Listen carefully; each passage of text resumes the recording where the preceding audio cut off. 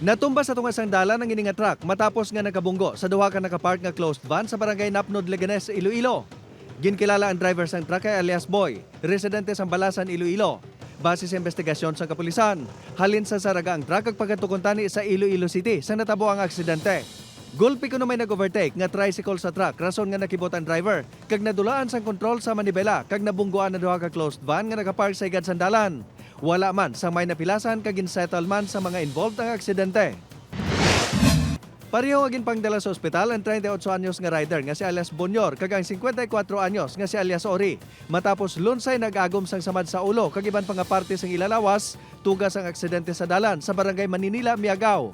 Base sa investigasyon sa Miagao Police, samtang nagapadalagan sa motorsiklo si Bonyor, gulpi lang nagtabok si Ori pagkadto sa iya puluyan gani ini nabungguan.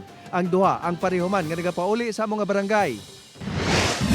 Gindala man sa ospital ang 34 anyos nga si alias Mike sa barangay Kirian Norte, Miagao matapos maaksidente sa ginasakyan sini nga mountain bike. Base sa investigasyon sa Miagao Police, nagikan sa Christmas party si Mike kag nakainom. Pag-abot sa dulhugon nga bahin sang dalan, ginapatihan nga nadulaan ini sang kontrol kag natumba. Nag-angkon ini sang samad sa iya lawas kag sa iya nga baba.